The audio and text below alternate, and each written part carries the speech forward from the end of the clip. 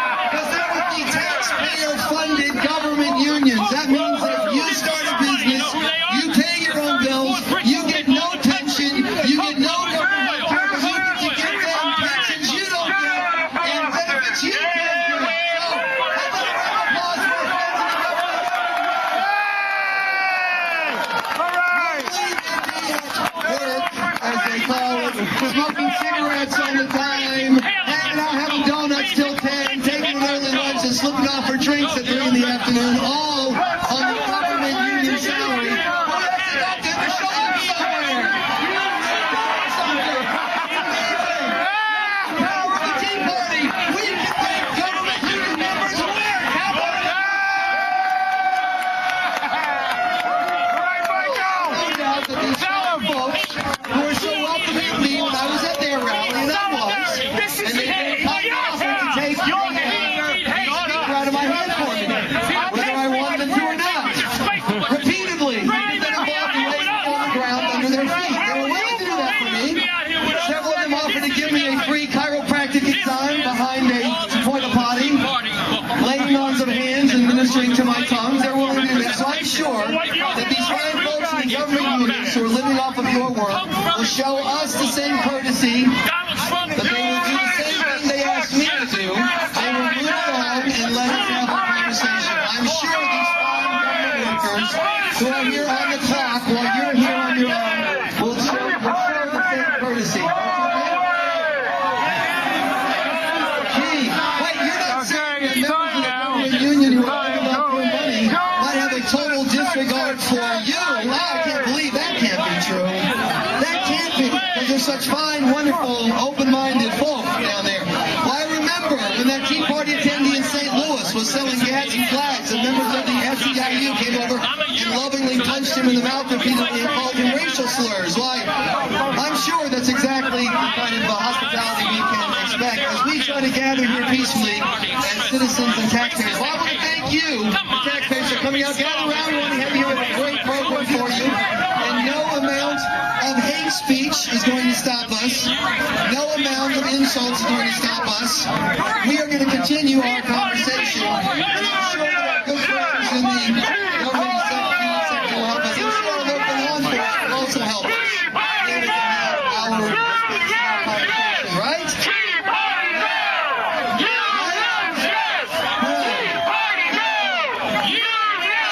This is what it means to be a taxpayer in Massachusetts. You get up before the party, you get your kids ready for school, you get in your car, you put those gas stations, you drive pay these cards. You work all day on your first job, you go to your second job, so that the people who get your tax money can come here and insult you for being stupid enough to work with your living. And you know what? Those things, to a degree, they're right. As long as we're the suckers who pay the bills and pay our own bills and start our own business, it's the way it works.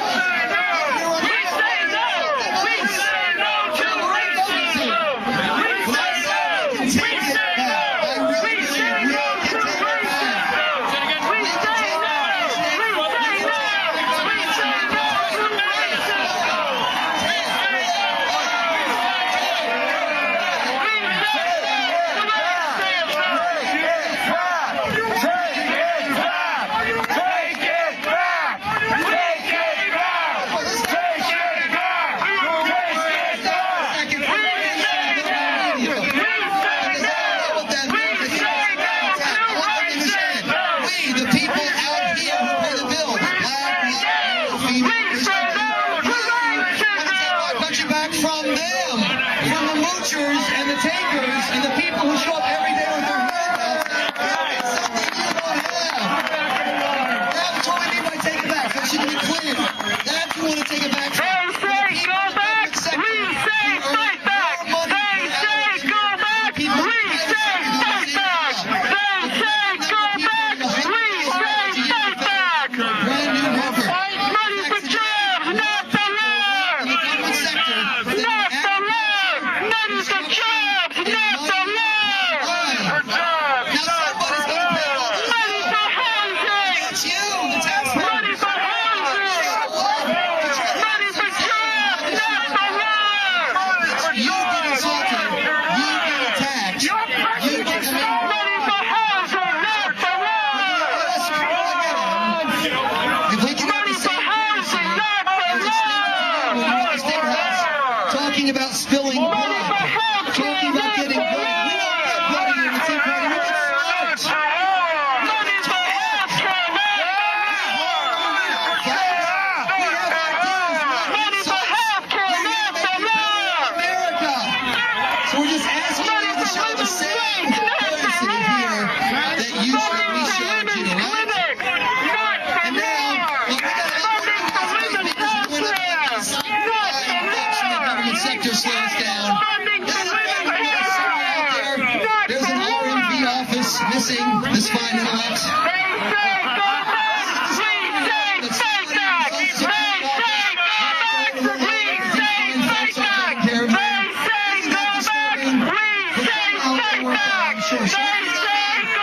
We're going to begin this event, as we begin so many of our events, with prayer. Everybody, to join us in prayer. Please welcome the Reverend Paul Janley for the Plymouth Rock Foundation. Please show him the respect that he deserves. Please join us for a moment of prayer.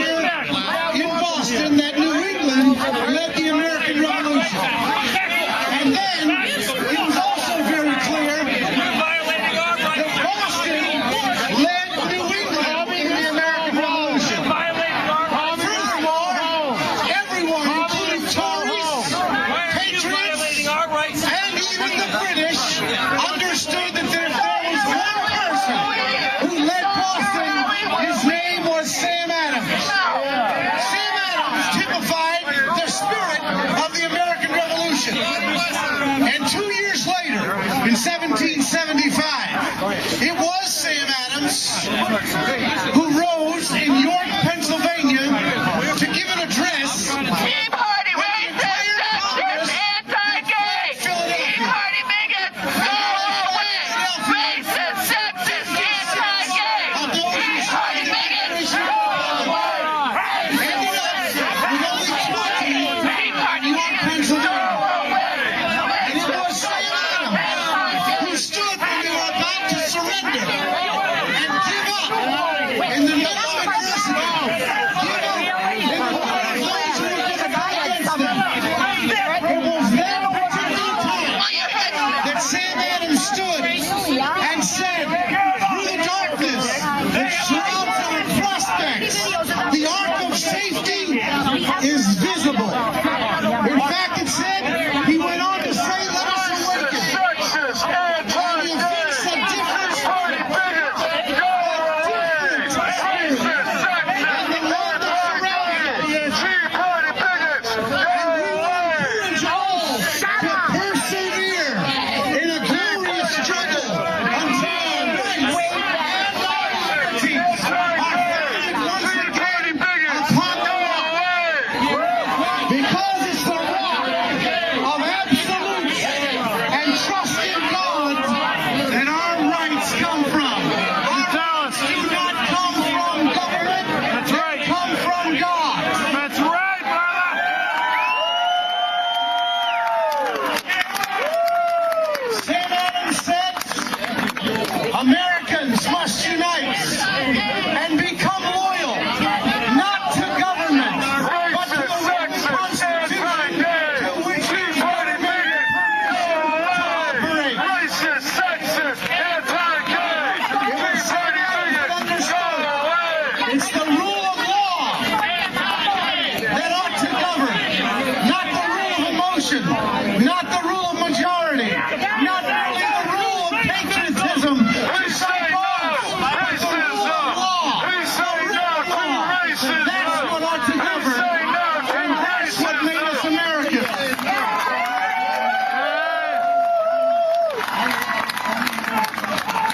When Sam Adams had a part in constructing the Constitution of Massachusetts, he made it clear in the Declaration of Rights, in Article 30, when he made it clear in the statement that the government of this Commonwealth, the legislative will not exercise executive power, the executive not exercise judicial, we will be a government of law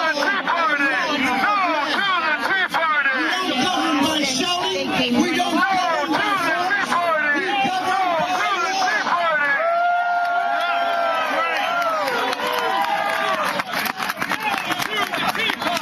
Sam Adams understood that the definition of liberty is not license to do anything you want. The definition of liberty is to be governed from within by law, so we have self-government. Did it take you all night to think up that one? Really?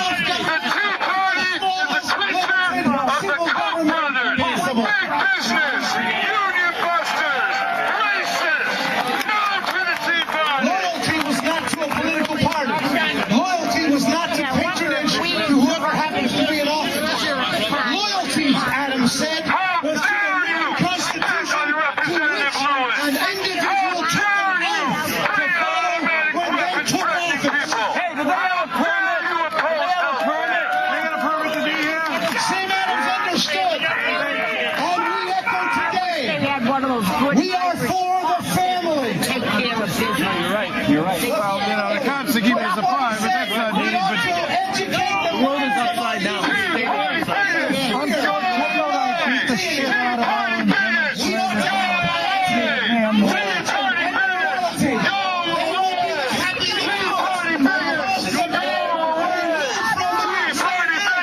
so we got to rule from the outside in. So let's join in the spirit of Sam Adams, father of the American Revolution, who walked these streets, who spoke with individuals, who said that we must have a legacy of frugality. What he said was, we have to remember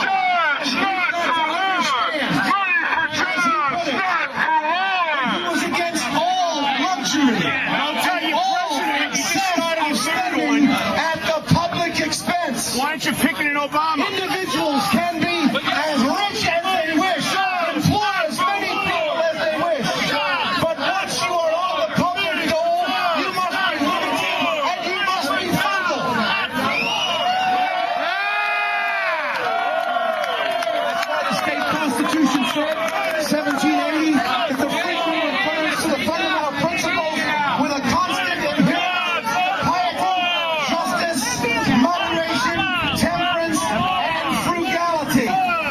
That's why, at his funeral in 1803, pastors rode on horseback to simply give a legacy to Sam Adams. And they simply made this statement.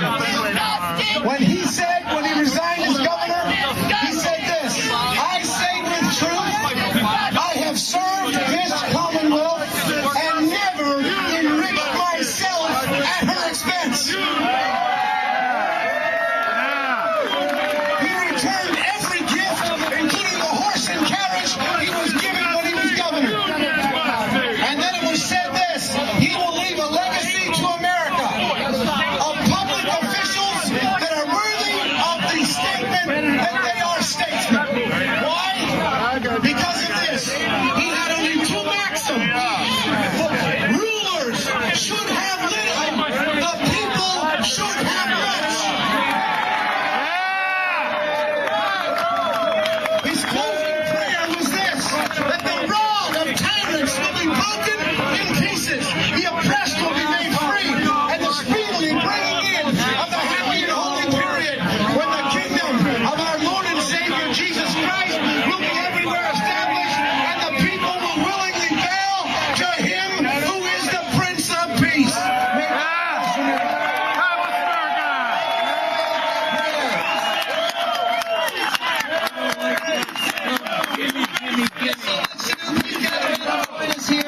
I'd also like to remind you of law enforcement that great-great-great-grandfather was there tossing cartons of meat over the side of that boat.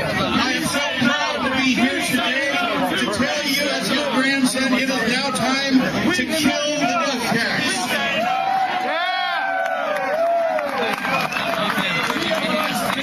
I represent the American Americans. Family businesses provide 57% of all the jobs in America, and this is much of what's at stake with the death tax. With the death tax, the IRS definition of the death tax is that it is a tax on your right to transfer your property at your death. And make no bones about it, we're talking about half your stuff. We currently have a 35% federal death tax, and you have a unique 16% Massachusetts death tax, adding up to 51% of a person's estate, what they worked for at the end of their life. And it's time that we tell the legislature here, that we tell Congress back in Washington, D.C., that it's time to kill the death tax.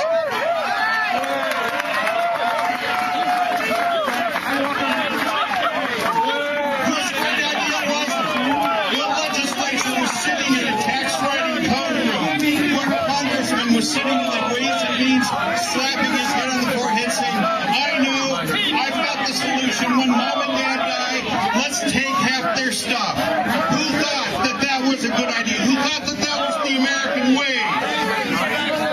The death tax in America is the great barrier for the survival of family businesses and family farms here in America.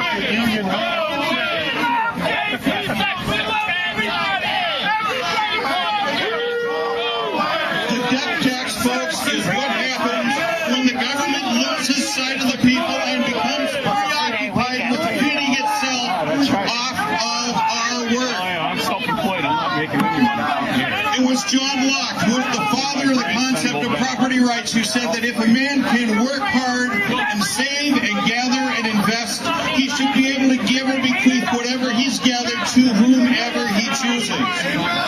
400 years before that, when they wrote the Magna Carta, 1/3 of that document was devoted to the preservation of inheritance rights and thereby, of course, indirectly property rights. All of that changed in Western civilization in 1848 when Karl Marx wrote the Communist Manifesto, and he changed the history of the world with the battle of even alive right here. That's right.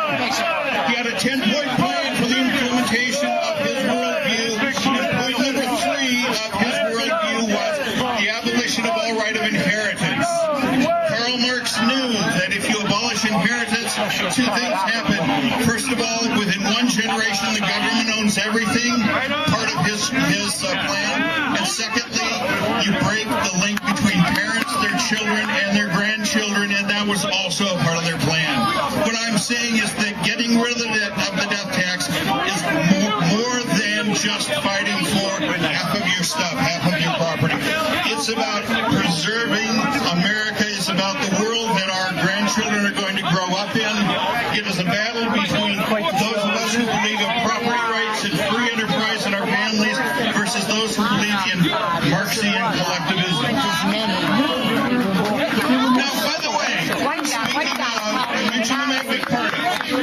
Did you know the original seal of the Massachusetts Bay Colony was a man who had a flintlock musket in one hand and he had the Magna Carta in the other hand?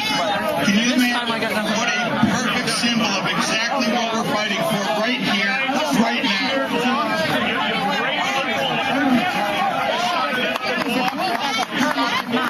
Now today in Congress, I'm going to give you some good news. H.R. 1259, the Death Tax Repeal Permanency Act of 2011, has been launched. It was launched last week. It calls for the permanent repeal of the death tax. We now have 119 new members of the House who have physically signed a pledge to kill the death tax. Those pledge signers, by the way, include Speaker John Boehner, who has pledged to shepherd this bill through the House. We will probably see floor action on this bill in June. Keep your eyes on it. Ask your congressman to co-sponsor H.R. 1259, the Death Tax Repeal Permanency Act. So, the death tax has so many aspects of it. There's so many things that are wrong. It is hurtful.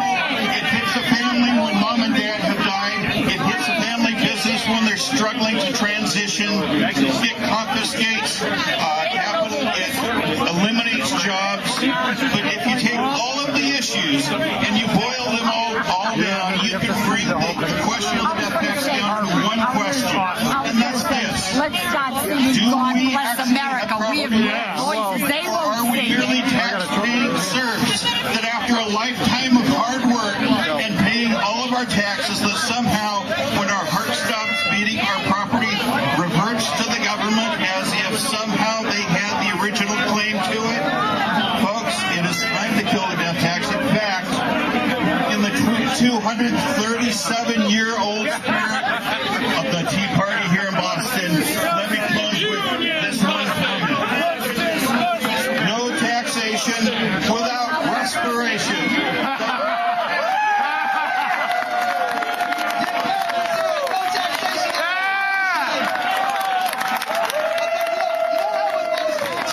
Taxing something they don't want you to do, like they tax liquor, so you won't drink so much, they tax cigarettes, or smoke so much. Here's my deal, President Obama.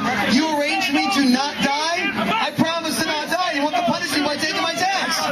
They can work that out. I'll be happy to have it, absolutely. I also want to say to all the folks over here who came to see today's rally, I apologize that our friends in the government union sector will not let you see the rally. Now, when I'm on stage, it's not a problem, because there's not much to see. But we got some nice-looking people coming up here later. And so thank you for the live-filled, insulting sign to keep us from being able to have our event here in the public space. Thank you for waving that very high and insulting everyone around you. Appreciate it. Now, something you rarely hear. A guy from one radio station saying something nice about a guy from another radio station.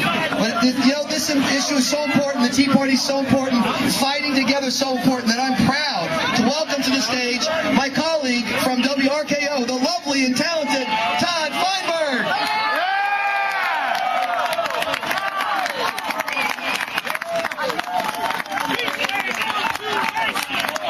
I say nice things about Michael Graham every day. I listen every day. He does a good job. I heard there were some union guys coming today. Has anyone seen them yet? I just want to say, I got nothing against union workers. I love union workers. We are all Americans. It's just the union taking the damn problem. There are union people here today, and there are people who came who are not being paid. That's right. Volunteer protesters. protesters are here because they're concerned about the well-being of the country. Union guys are here because they're concerned about the well-being of their own paychecks, which is understandable. It's understandable. There's a little shift that has to go on, a little power shift, where there's not a partnership between the Democratic Party and the public employee unions. It's just a little shift. Everybody will be fine after that takes place. Yeah, that's right. Warm and nice to the union guys who are here because they're Americans. They know that's what they do. Michael, be nice to them. Don't complain about their sign. It's a beautiful purple sign. Is it? So I just want to make one point clear today because what we radio talk hosts have the privilege of doing here today is reading, contemplating, and talking about what's going on in our country. It's hard to fully understand what's going on in our country. I think the only differences we have with those who are of a different political philosophy is that those people don't understand or understand. We study harder, we read more, we understand better. Very intelligent people come to very stupid conclusions because they don't have the facts available to them. So what we find out,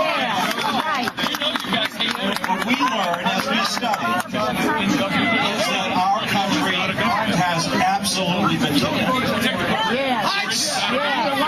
It is a runaway freight train of those who are sitting around skimming off the money that is supposed to be taking care of this country, and they're taking care of themselves. There's no way to overestimate how much we're getting screwed by those who are in power. Those who are in power are taking care of their own power. We have this problem as human beings. We automatically project ourselves into the position and we think they're behaving like well-meaning human beings. They don't care about them. They don't care about the people they represent. I was listening to Rand Paul yesterday, made this beautiful speech about the condition of the country and the budget bill. And he made those beautiful points about how he can't find out what the Pentagon budget is. He can't get an audit of it. He can't get a full audit of the Fed. The information's not available as a U.S. Senator. And I was listening to it, and I understood. This is the first time I've ever heard who sounds like he's representing you. Most of them get elected and they represent the government.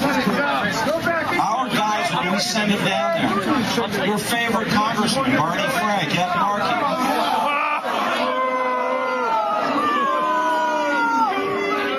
their job is to go down there and make sure we're not getting screwed. And they do the opposite. They make sure we don't know what's going on in Washington.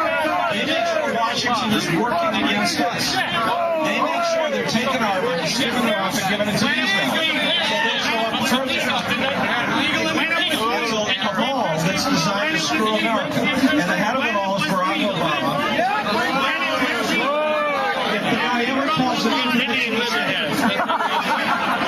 maybe the teleprompter went down in his ad-lib.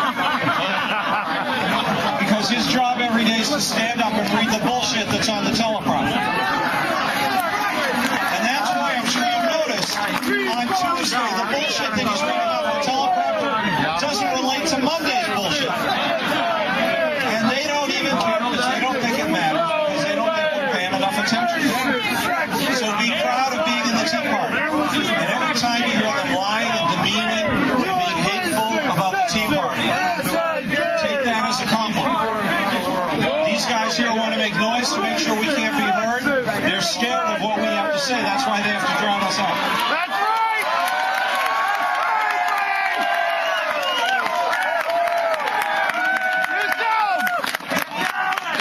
My line works like it's not using it. So don't put up with any bullcrap from anybody. Don't underestimate the power of what we're doing. Not at all. These several hundred people here today have a huge influence on what's going on in this culture. There is only one party right now taking care of the American people and fighting for the best interests of the American government. That is the Tea Party. Be proud, be strong, be vigilant.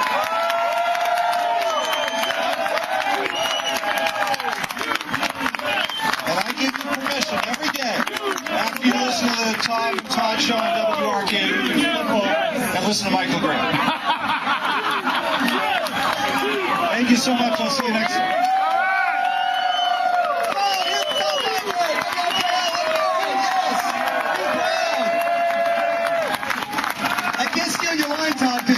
In a few minutes, but I would be. No, I'm kidding. We all love each other. We really, really do. And our friends down here. Now, please welcome. The concept of a balanced budget is terrifying to the people who are relying on us to borrow $30 billion every day and keep the government going. But there are people fighting for a balanced budget. Please welcome John Lombard, Americans for a Balanced Budget Amendment. John, come on up.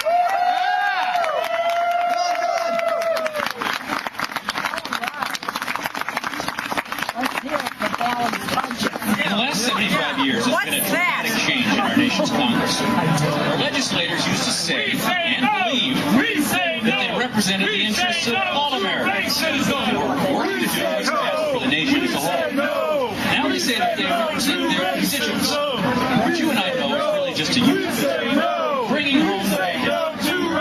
And they made no apology for this. A few years back, there was a giant billboard on Route 93 just south of here. Get their fair share, and then some. Coleman Young put up a billboard that said, "Vote for Coleman Young because he brought home the bacon." Nobody took these billboards to mean anything other than re-elect me and I'll put cash dollars in your pockets. Yet nobody seemed to care. If those politicians had been billionaires and promised to buy these votes with cash from their own pockets, the universities of Boston would have erupted in outrage. Instead, the schools sat quietly by as politicians picked the pockets of their students. The taxpayers would pay. I'm trying to listen to that guy. Some of the professors of these great universities still don't get it. They can't connect the dots from Greece to Portugal to Spain to Ireland and to the United States. And they won't get it until California goes bankrupt or the Chinese decide that they don't want to lend us any more money. Causing the interest rate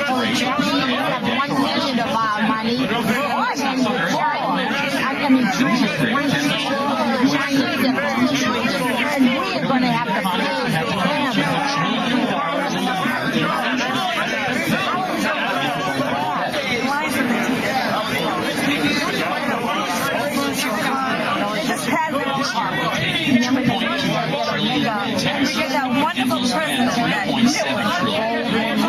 $2.2 trillion and we'll spend $3.7 trillion.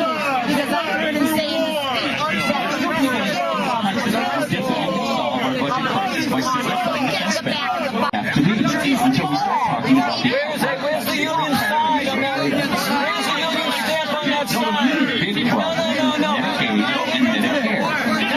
Medicare is funded by a 50% isn't going to be anywhere near recently, Business Week projected that the shortfall over the next few decades is not that big a problem. The real third rail of politics is the Medicaid question, and nobody had touched it until Congressman Paul Ryan leaped onto the tracks a few weeks ago. Now we're going to kill babies and autistic kids. His action would attract all the heat and thunderbolts. We're going to do it right now. So Ryan jumped on the tracks, touched the third rail, and on Wednesday, I think it's interesting. he flipped the switch and turned on the jump.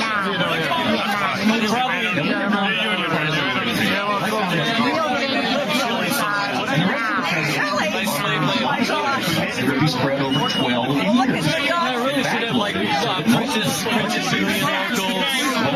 Until 2016.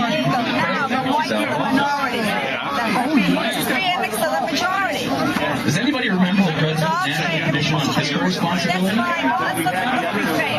It's not going to be politically possible to do this without blocking Congress in the Capitol building and telling them that they can't come until they reach a deal. Right now, it's politically smart for a liberal politician to say that he won't agree to any spending cuts. And it's easy for a conservative to say that he won't agree to this. And politically, it's stand up and say that they won't even agree to the idea of a a balanced budget. That's why 65% of American voters favor a balanced budget amendment to the Constitution. It would force Congress to examine war or recession. Will reassure all foreign voters that we're going to balance our budgets a couple of years from now. And then we can start the battle over how the budget will be balanced. USA! USA! USA! USA! USA! There are people who don't want balanced budgets.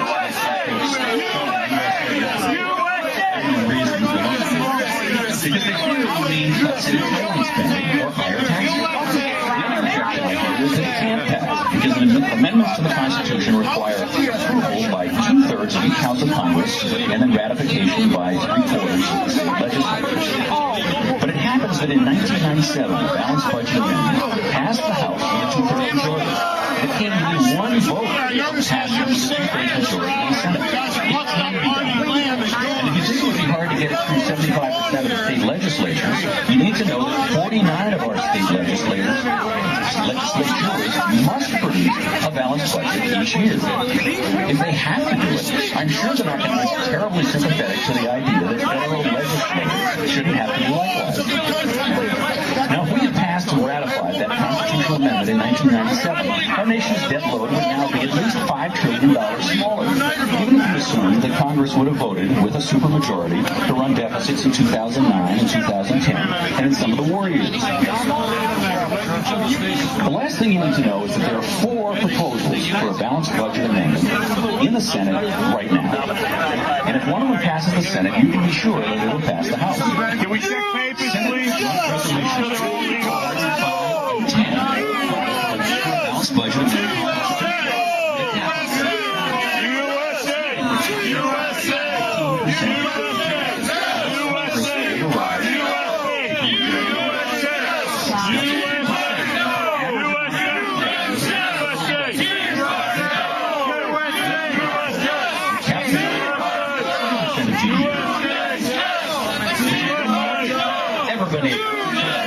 Federal tax.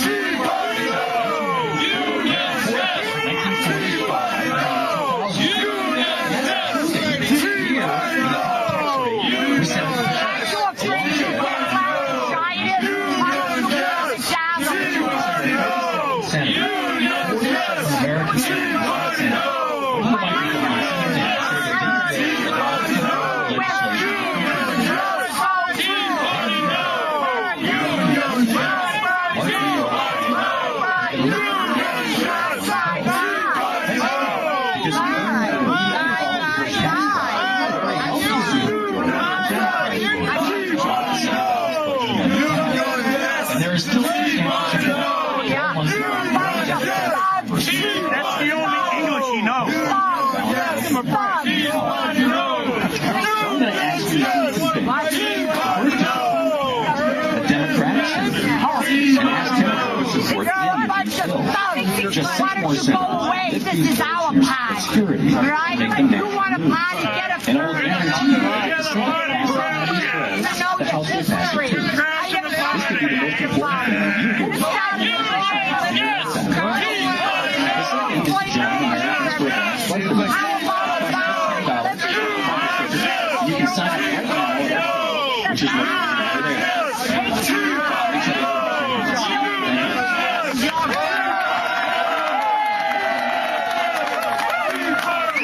John, real quick, I got a question for you, John. Back in 1997, we almost had a balanced budget amendment, right?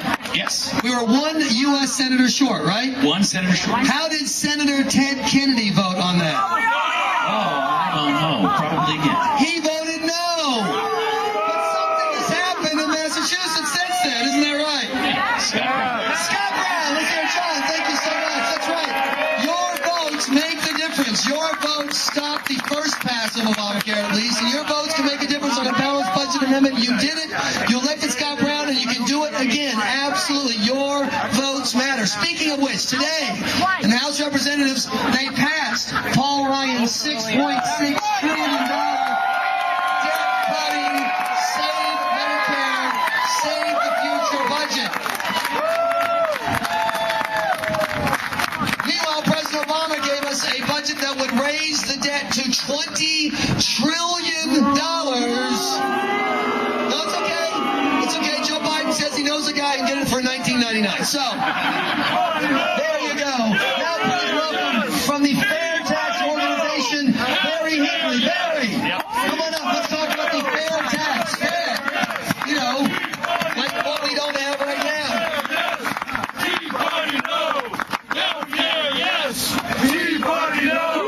Are you done yet? Could you please have some manners? I don't know what that is. I was raised a little bit of that. I'll tell you, not from the fair tax policy running for the U.S. Senate, but from Rhode Island against the most liberal senator in the Senate, Sheldon Whitehouse. And I am an advocate of the fair tax because it's good for families and good for business. So I want to say here today, hello, extremists. I said hello, extremists. How dare you want to balance the budget?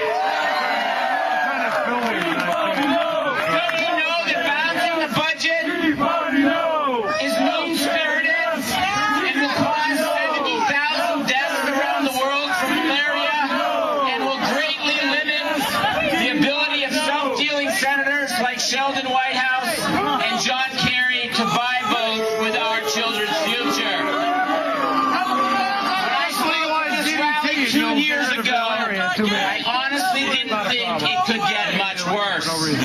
We were worried about jobs and bailouts, but no one was uttering the words trillion-dollar annual deficits for as far as the eye could see. Those people here assembled like you today on the Boston Common on that chilly day in 2009, many of who I see here again were Americans calling them extremists are simply supporting words of our Declaration of Independence, which clearly states governments are instituted among men to rally their just powers from the consent of the governed.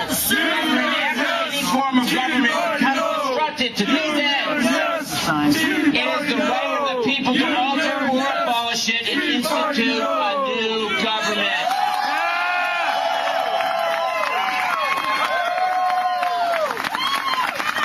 I say to you, fellow patriots, it's not only your right to alter our government, but it's our duty.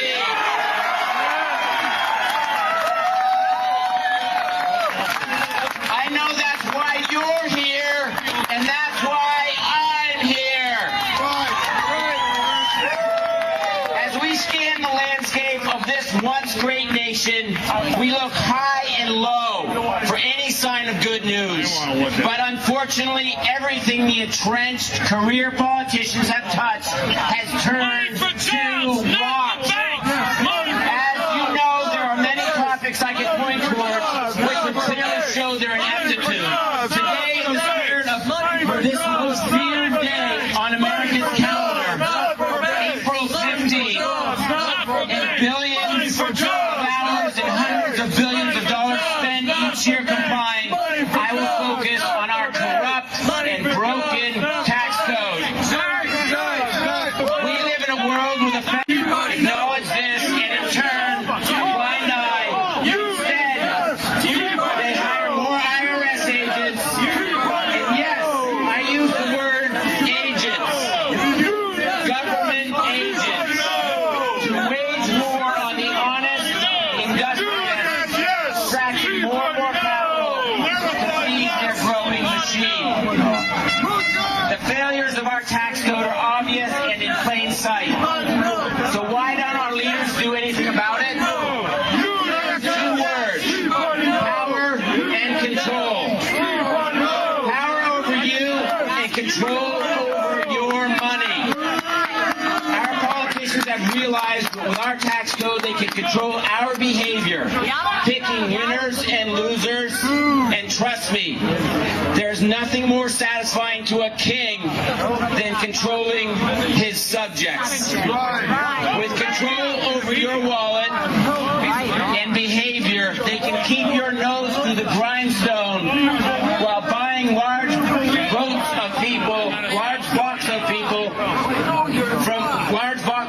lots of votes from people who can't spell grindstone. They hold weekly sales of giant loopholes for large corporations, and in turn, their coffers are filled and they remain in power. The tax code is the primary means of funding our government, and today it punishes behavior like hard work, honesty, investment, and savings. President Obama has stated many times in his obviously rhetorical speeches that all ideas are on the table, and that we need 21st century solutions for 21st century problems. In that vein, Mr. Obama, I take you at your word. We need a 21st century tax code for a 21st century economy.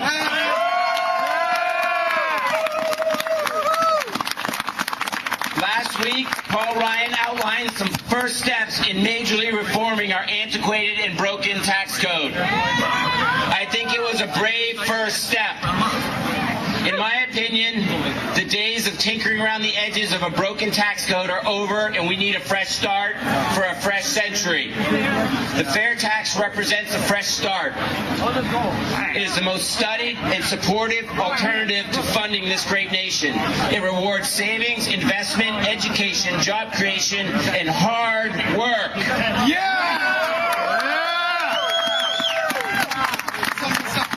These are the principles of the American dream. Doesn't it make sense that we have a means to fund our government which exactly aligns with the values that America was built upon?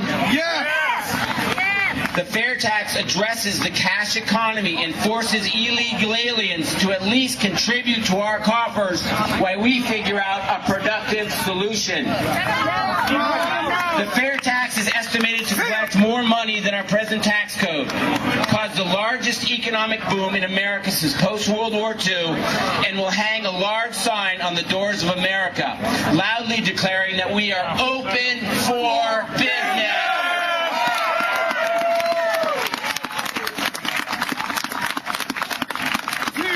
The fair tax eliminates individual annual filing in all personal and corporate taxes, including the death tax, replacing it with a simple consumption tax. No one in America pays anything up to and below the poverty line. You work a week, you get paid 100% of your wages. The government takes out nothing, and you union guys should like that.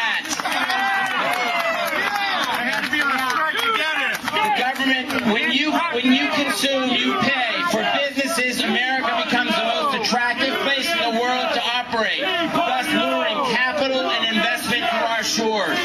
With businesses comes jobs, jobs, and more jobs.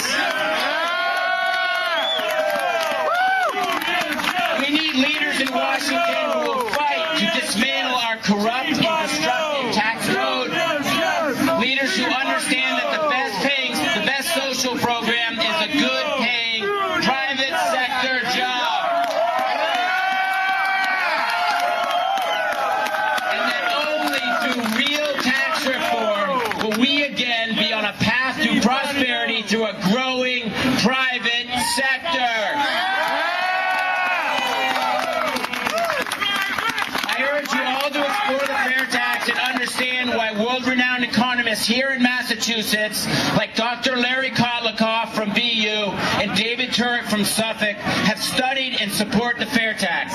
Seek out leaders like me who support bills that have been filed in the U.S. Senate and the House to repeal our tax code and enact a fair tax. You can learn more about the fair tax at fairtax.com and me at forhinkleyforsenate.com. Thank you very much.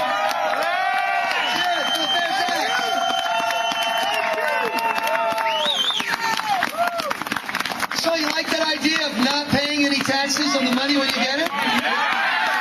Well, you should be with these guys. When they get their state pensions, they pay no state income tax on them. And now they're impeaching because they want more of their money. Oh, boo!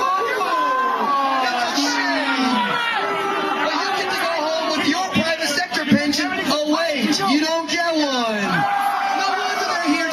our event. No wonder you're wanting complaining. It must be so hard having a job where you're required to show up 75% of the time. That's why the government workers have so much respect here today. Now please welcome my good friend and fellow broadcaster from AM 1200, the also lovely and talented Jeff Katz.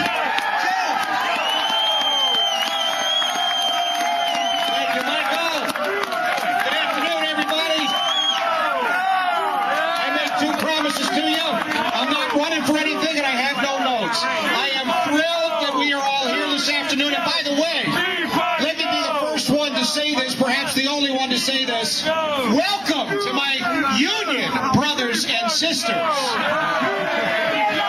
Despite the rhetoric that we're hearing from an awful lot of very inconsiderate, impolite people, I grew up in a union household. My dad helped to organize a local. I was an official with the union when I was a police officer. I stand with working people. I am a working person. But here's the deal. A lot of us grew the hell up.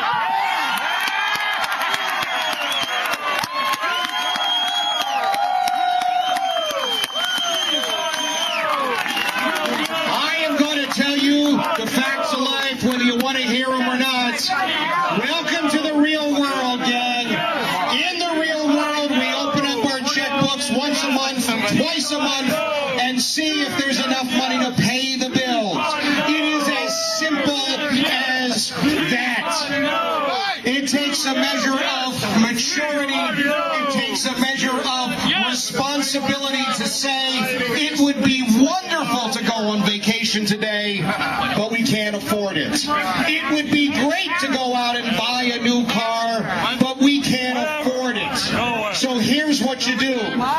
You can cry and whine and moan if that's what you want to do. That's what they do. You can stand out here and talk about how the rest of us should take our hands off of our money, not yours.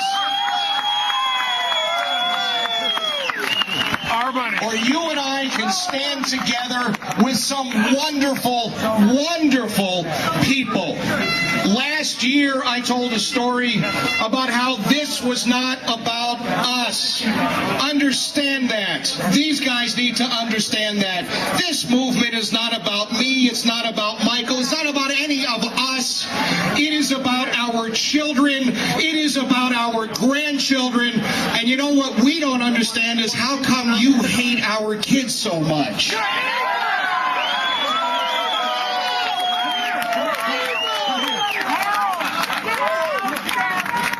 Last year on the Common, we talked about being stewards and custodians. This country is not mine and it's not yours.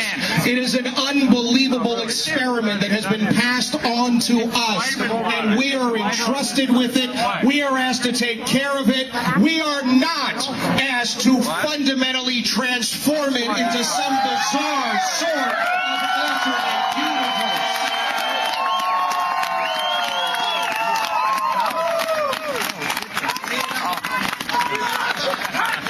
We love this country. Here's what you find at this Tea Party and every other Tea Party.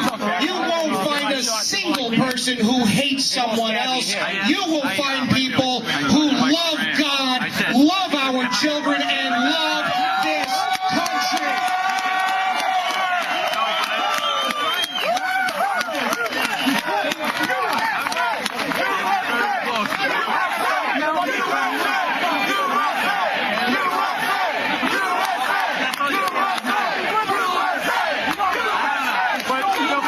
Absolutely.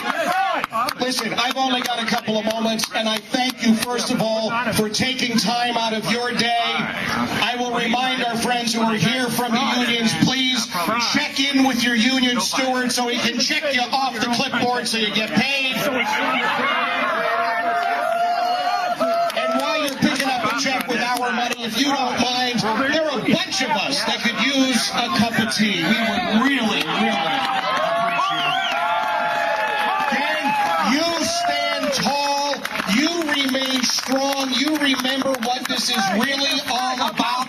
Again, one piece of advice. It's not about me or you. It is about our children. It is about our grandchildren. And by God, we will make sure we deliver to them the best possible country we can. Thank you so much.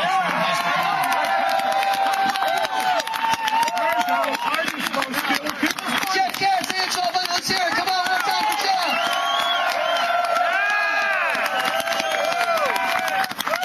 By the way, there are 2 special elections going on in Massachusetts coming up. So please, if you're out in the western part of the state, they need your help out there. Also, 10th Middlesex special election involves Waltham, Watertown, and Newton. Captain Jim Dixon running. There are elections that matter. You can make a difference in those elections locally, whether you live there or not. You can still help and make your voice heard.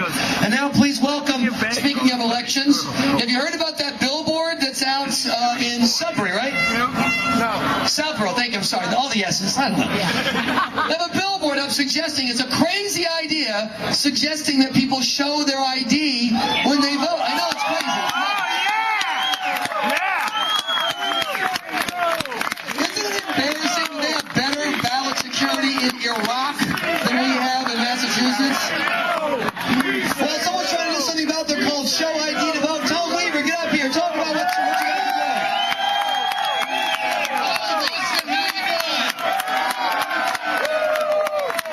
This is really kind of an odd subject. I was supposed to follow a financial guy, so it would have been a little bit more fun. Instead, I followed Jeff Katz. I don't know. Anyway, as everybody knows, when I go to vote, you know me as Deval Patrick.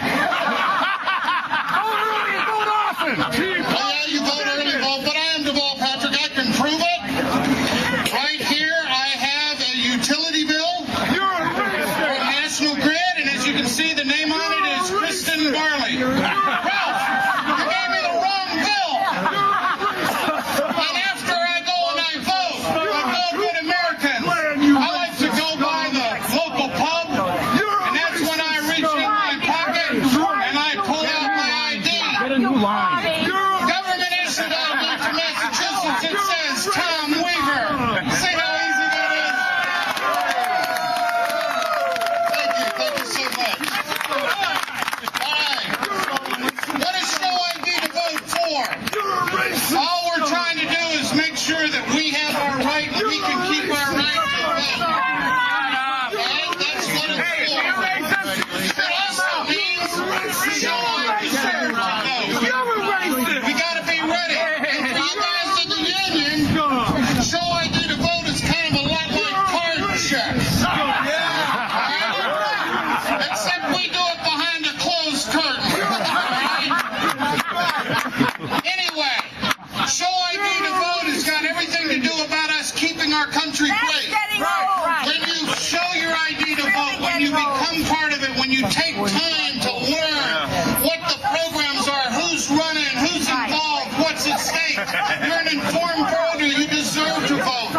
And you need to get involved. You need to talk to your neighbors. You need to talk to your friends. You need to have a good time spreading the word about freedom. And when you talk to people, it's really important that you remember one little key thing. If you're teaching civics, one of the big things of civics is that our word is called respect. We can all live together, we can talk together, we can work together if we respect. We can even come together. If you look at what happened a long time ago with the Constitution, you had 2 groups of people. They never backed down. You had those that wanted state sovereignty and you had those that wanted a federal government. They respected each other and they came to a nice compromise. It's called our Constitution, and it's kept us going for hundreds of years. And part of that Constitution is the fact that the states themselves determine who votes and how they vote. It's a privilege to vote. It's a privilege to be an American citizen and to be able to get informed and to go out to the polls and vote for the person of your choice. It might not be my choice, but I respect your decision. That's what makes us great. All right. What can you do? We have fine word. We want to put poll observers and poll workers into the Jim Dixon election. We also want to go and help out Peter Durant. It's all about being energized and being part of the process. It's not about keeping people from voting. It's about organizing and making sure that people people have the right to go out and vote. The right ones. They are citizens. They have filled out their census. Anyway, when I look out, I see the Boston Common. When I look out, I see Boston itself, where the Tea Party started. Everybody looks around and they have a different vision. The whole show ID to vote is about getting involved, but more importantly, it's about creating the largest civics class in the world. And you all are the teachers. That's what you have to do. You have to teach. You have to teach our civics and what makes us great, and that is fair voting. Anyway, I'm Tom Weaver. Go to Facebook.com, show ID to vote, and I look forward to seeing you showing your ID at the next election. I forgot the punchline. Hold on. So give it to us. Is that okay, Tom? That's fine. Remember, it's so easy. Change your spot. Hold on, this is heavy. Even a caveman can show ID.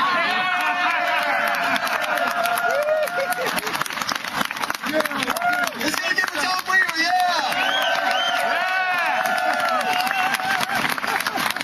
Hey, Justin, come up here. Justin's the guy in the crowd. I know our friends won't put the sign down so people can see you in church. Anyway, Justin, can you sit up here? Please. Tell me your name. My name is Justin Bracco. Where do you live? I live in New Bedford, Massachusetts. What's your social security? No, I'm kidding. Okay. Are you familiar with what a dictionary is?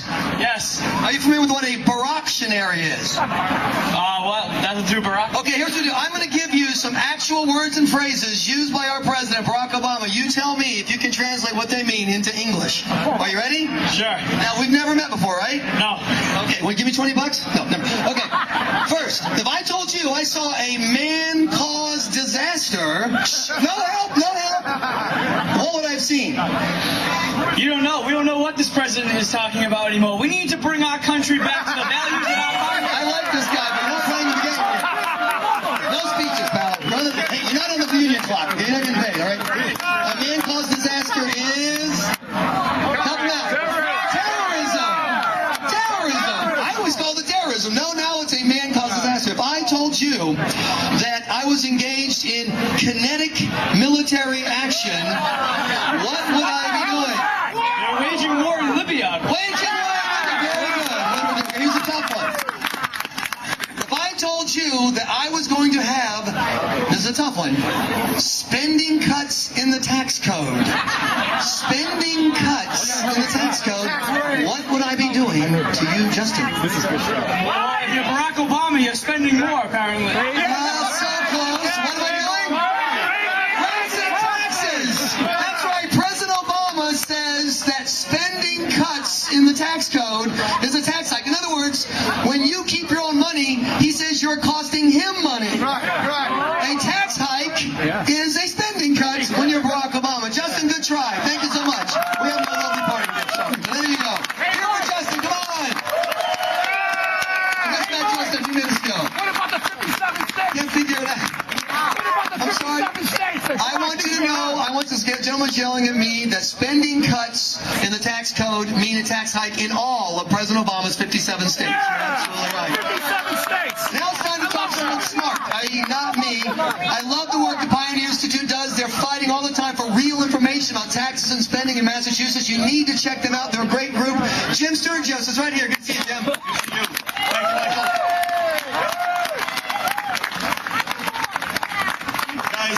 Especially in the front, I was walking around looking at some of the signs. There's signs against privatizing education, which I think is about charter schools. Charter schools are delivering great education to inner city kids. If that's what you're against, I'm sorry. And Jeff Katz said it right. It's about our kids and our kids' kids. It's great to see all of you Tea Partiers out here this afternoon. Thank you for coming out. And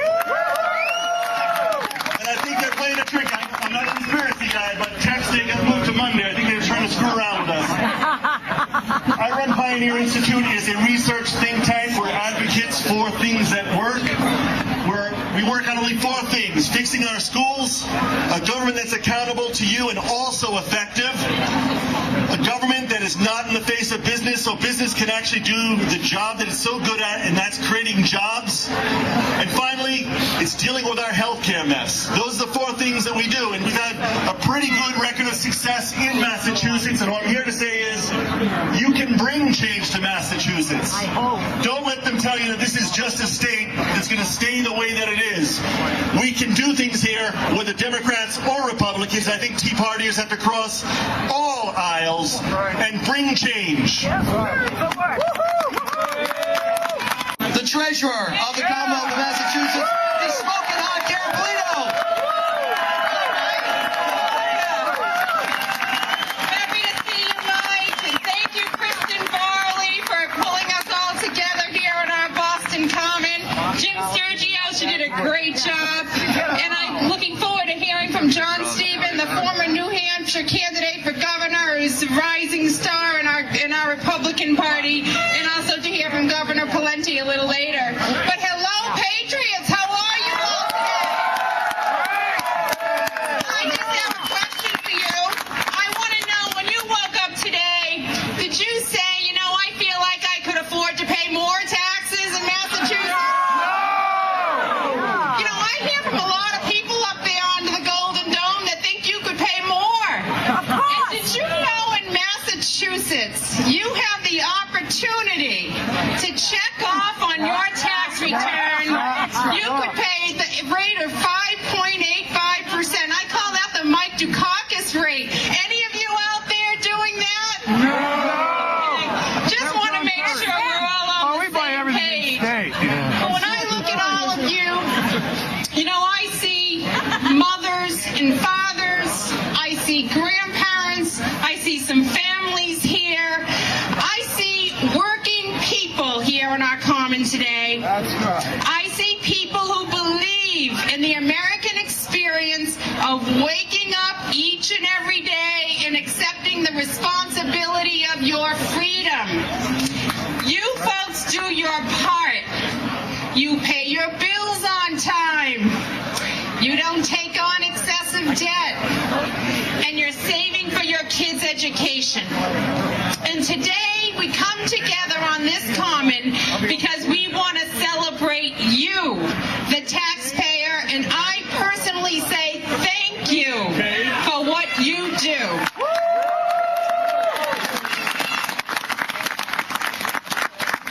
And we come here today, you know, because we care.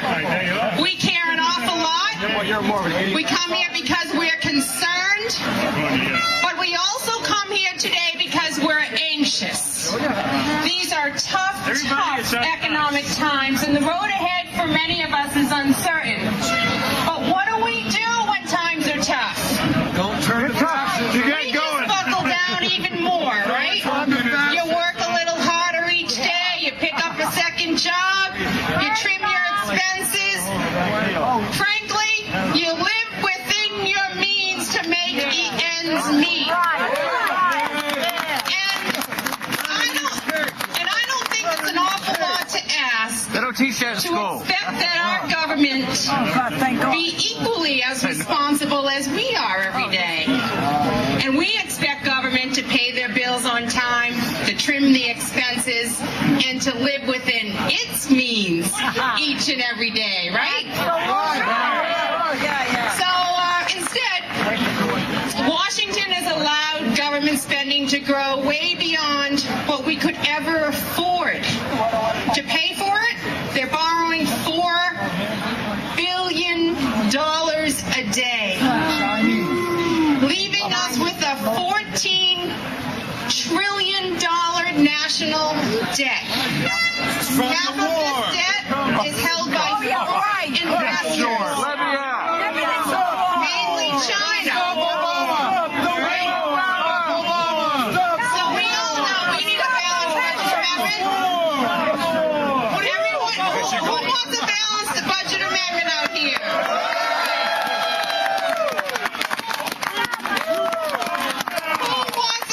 national debt reduction plan that will stop the cycle of passing debt on to our children.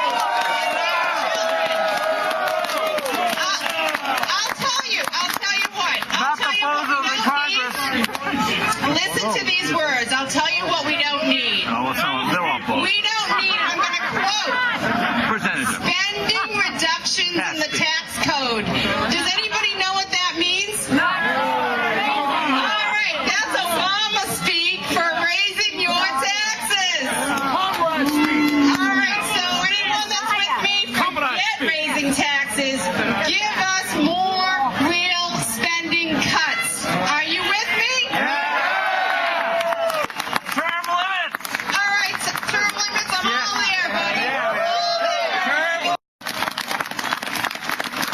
We're not angry. We're not pessimistic. We're optimistic. Right out there? When we rekindle the spirit in the hearts of working Americans, we will recapture the America that we so love and appreciate and be able to provide the same opportunities to our children and that our grandparents enjoyed when they arrived here years ago. I thank you, and God bless our great country and her people and all of you. Enjoy a great weekend. Karen Polito, let's hear it. Should be the treasurer, Karen Polito. How many people say Carolyn just stays up here for the rest of just so we can watch? Come on, just stand here. Isn't it great? Thank you, Karen. You're the best. Absolutely. Our very special speaker will be here in just a moment, and a very special person to introduce him. I just want to clarify a couple things. First of all, thank you all for coming, and for all the folks from all the radio stations who are here. We were reaching across the lines, cross out. You can find me at michaelgraham.com if you're looking for some more stuff and more information on what's going on. But this really is driven by you and by all the work that you do. And if you have not figured out yet how Facebook works, if you're scared of computers, you got to get on Facebook and get in and pull your friends in. If you haven't figured out how Twitter works, I was able to tweet some of my friends in the national media the fine behavior of our representatives of the local government unions. So they're sharing this information from coast to coast. Oh, that's not a surprise. I mean, you saw what happened in Wisconsin. Wisconsin government workers who were paying zero into their pensions were asked to pay a whopping 5%. Ooh. Obviously, you got to fling yourself off an overpass over that, definitely. And people who were paying about 6% for their health care benefits were asked to pay a whopping 12.8%. Oh my gosh, what a nightmare. How are you going to be able to sign up for your Al Franken bumper stickers with any money left over? And so what did these, and I want to point out government unions. This isn't about trade unions. Trade union guys got to work for a living. They got to compete. They got to make sure when they build a building that the labor price, everything makes sense. It's the government union that has a unique hold on the spring spheres of our politicians.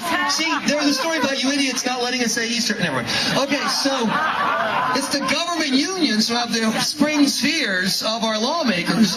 They're the ones who can take our money from us and keep squeezing and squeezing and squeezing. And that fight is never going to be a fair fight, ever, because we're never going to have people who can take time in their government office and make phone calls to voters on election day on the dime. We don't have that.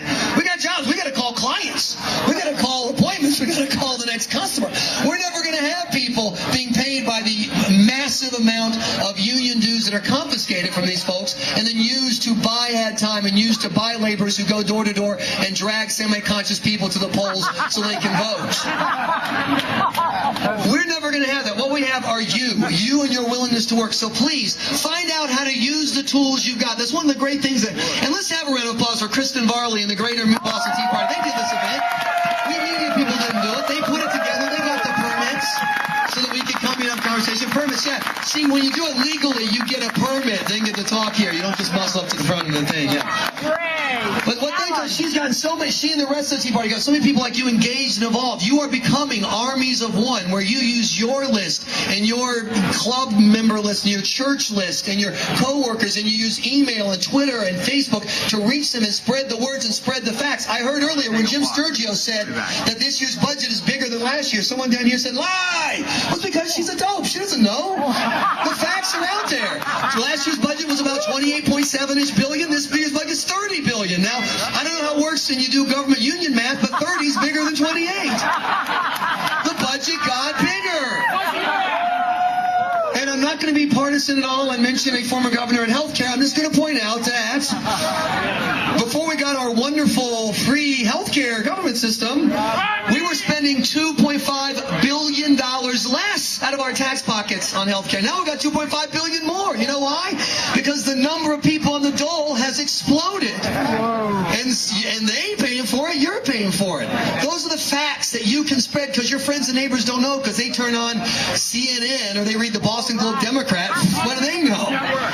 They're still translating budget, what was it, cuts in the tax code? Whatever. I can't remember what he said.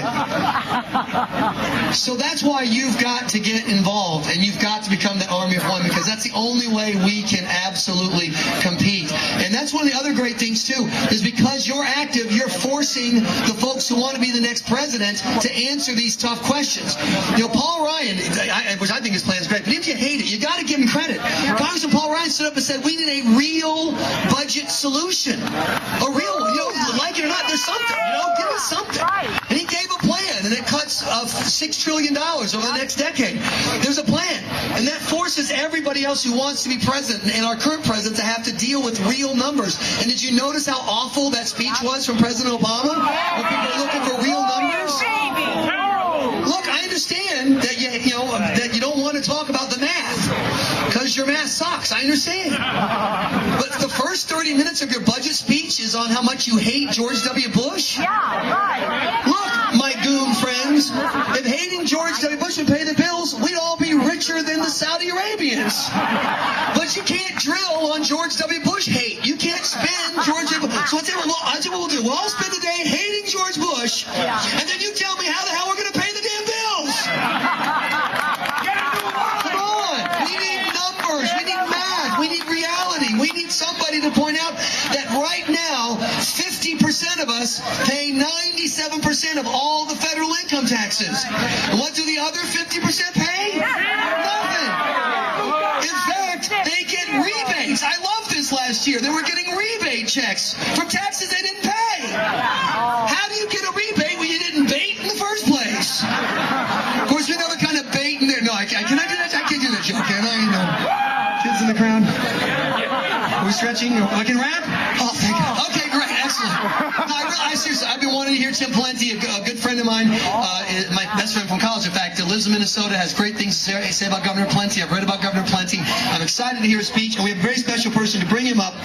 Please welcome candidate from New Hampshire, a leader up in New Hampshire, John Stevens. John, come on up. Okay, I lied. I got the rap sign, now I got the 1 more minute sign.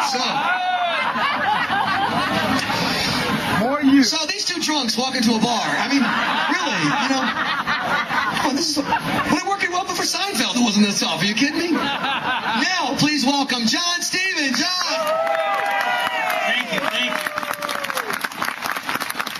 What a great day. Wow, what a difference a year makes, huh? This time last year, we had Nancy Pelosi in charge and Harry Reid. And what do? Tax, borrow, spend. Tax, borrow, spend. And what did we say? No more.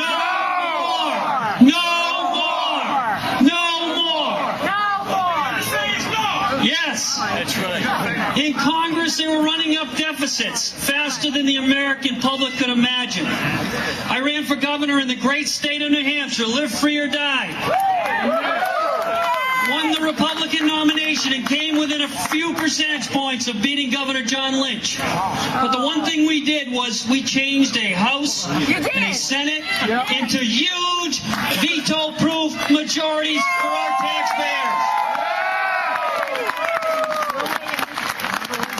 And I ran, just like the candidate you're going to hear, because we are fed up. Because the people that were in charge had no appreciation whatsoever for the bedrock principles that were guided by our founding fathers. And one great one, James Madison, in 1788, when he wrote, "The powers delegated Constitution of the federal government are few and defined. Those which are to remain in state governments are numerous and indefinite. That means something. That means something. That's the 10th Amendment. And we know what that means. Those folks in power showed no appreciation also for the words of our great leader, Benjamin Franklin, who said, when the people find that they can vote themselves money, that will herald the end of the republic. With all this going on, it could have been so easy for all of us to give up. It could have been so easy for us to say, we can't take it. It could have been so easy to stay home, but we didn't. You didn't give up. You said no more. And I want to thank all of you for doing that and give you all a great round of applause. It's because of you who are here today that knew we had to stand up for the values that made this country great. The values of freedom, fiscal responsibility, personal responsibility, and the culture and value of life. We stood up for that. It's because of people like you. Thank you. And I have the privilege and honor to introduce to you a good friend of mine who came from Minnesota and came and campaigned with me many times. And I got to know Governor Pawlenty. I got to know him for the person he is, for the family man he is, and for what he accomplished as a governor in the state of Minnesota. And I need to just share a few things with you so you know a little about the man that I'm going to introduce. In 2009, Governor Pawlenty cut government spending in real dollars in the state of Minnesota for the first time in 150 years. When I ran for governor against Governor John Lynch in New Hampshire, no different than your governor, he was given a D from the Cato Institute in terms of fiscal responsibility and balancing budgets. Governor Pawlenty, to his great credit, was given the mark of an A from the Cato Institute last year. He also balanced every single budget that was given to him over his 4-year term. He cut $800 million in spending, and remarkably, 34 vetoes by this man. 34. He said no to new spending. He said no to every new tax that hit his desk. And he said no to the cultural issues that are plaguing our society and country today. And that's the kind of governor that Minnesota had, and that's why he wants to lead our nation. Many of you may not have heard Governor Pawlenty speak, but again, I have the honor to introduce him to you. My good friend, former governor of Minnesota, and now an exploratory candidate for president. We hope he does decide to run. But I want to introduce to you a great American that's going to tell you a lot about why we're here today and why it's so important that you all stay involved. God bless you, Governor Tim Pawlenty.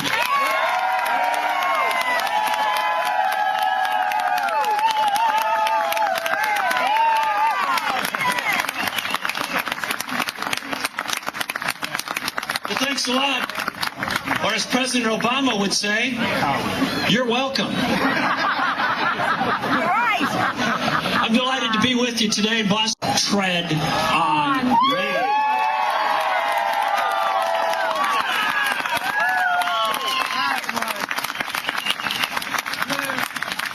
If we're going to restore America's promise, we're going to need a president who keeps his or her promise to America. Unfortunately, that's not the case with the president we have in the White House currently. That's right. Now, do you remember when he was campaigning and early on in his days as president, he had this slogan, I think you'll remember it. It was, "Yes, we can." Remember that? So when we address the question of whether President Obama broke his promises, I want to have your help and remember a new phrase. Yes, he did. So when